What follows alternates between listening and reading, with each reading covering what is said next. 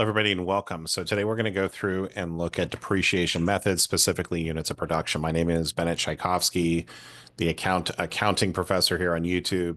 This presentation is copyright 2008 to 2024 by myself. All rights are reserved. Any redistribution is expressly prohibited without my prior written consent. Opinions expressed herein are those of myself and not my employers, or which includes, but is not limited to, Irvine Valley College in the South Orange County Community College District. So let's go through and take a look at this particular question. So we've got over here, we've got LBJ purchased equipment for $300,000. The equipment cost $25,000 to install and $35,000 for shipment. Addition, another $10,000 was spent on the initial testing and calibration. The equipment is expected to last for 6 years and will have a $130,000 salvage value and produce 24,000 units during its lifetime. The actual number produced were as follows: using units of production, determine the depreciation expense. Okay. So with this particular method, so if I look at straight line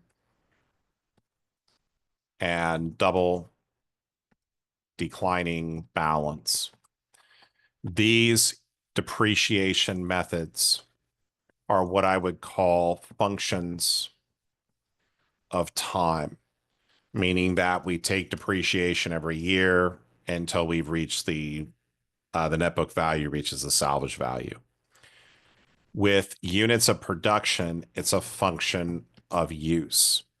So this is units of production. And what's going to be important about this is that it doesn't, like when I had to go through and compute for that very first year of double declining balance, if you remember, because I bought the asset in September, I had to go through and say, well, because it's a function of time, I had to multiply it by 4/12 to say, well, how much did I use it during 2027?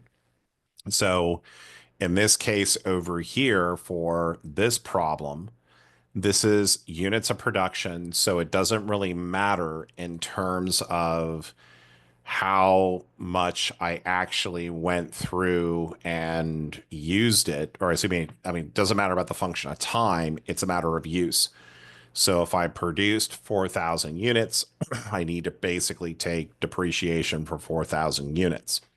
Now, with this type of question, we have to kind of be very careful, because what I'm going to try to do is, well, let's take a look at the formula first. So the formula here is acquisition cost minus the salvage value divided by the estimated number of units to be produced. And this is going to give us, when we do this, this is going to give us our depreciation rate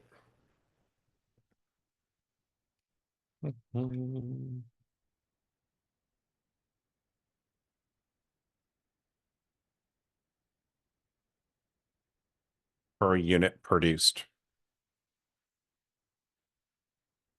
Okay. Now, in terms of acquisition cost, what is acquisition cost? It's any cost necessary to get the asset ready for its use. So this is going to be 300,000, 25,000, which it costs the installation, 35,000 for shipment, and 10,000 for calibration. So the acquisition cost here is going to be 370,000. Right? So that is our acquisition cost. So coming over here, our acquisition cost is 370,000. Our salvage value, it tells us, is 130. And we don't use estimated useful life. What we're going through and using is how many units do we expect to produce during the asset's lifetime. So we're told here it's going to be 24,000 units. So 24,000 units. So this is going to be 370 minus 130, or 240,000. We're expecting to produce 24,000 units. So my depreciation rate per unit is going to be $10. So for every unit that I go through and produce, I'm basically going to have a depreciation rate of $10 per unit. Okay, so that's how I'm going through and making this determination. Okay, So now, what I was getting to when we look at this over here and why I need to be careful when I go through and do this is that the most number of units I can take depreciation on are going to be 24,000. What I'm going to try to do in these questions, if you're taking my class, is I'm going to try to get you to over depreciate, right? So you've got 34,000 here. So there's no way we can take more depreciation than 34,000 than 24,000. So I'm trying to get you to overproduce. So what we need to be very careful about is looking at the cumulative units produced. Okay. The cumulative units produced at the end of year one are going to be 4,000. At the end of year two, or 12/31/28, is going to be my prior year total cumulative production plus the 5,000 current. We're at 9. My total units produced by the end of year three is going to be the sum of the 4, 5, and the 10, or 19,000.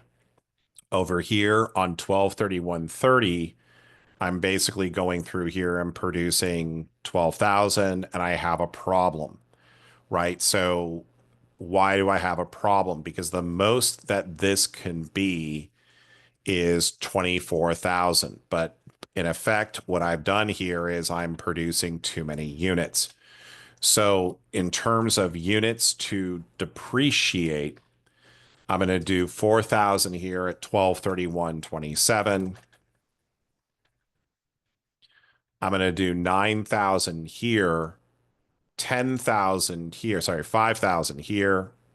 Produce, I can't do this is the cumulative, but do 4, 5, 10. And then in this last year, I'm going to do 5,000.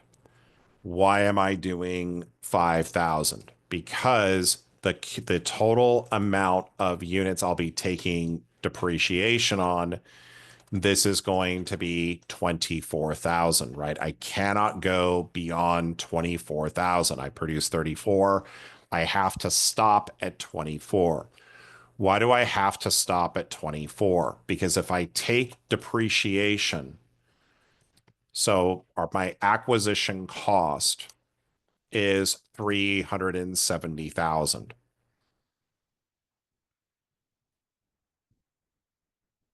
Okay, so my acquisition cost is 370. If I take total depreciation on 24,000 units at my rate of 10 per unit, this gives me 240.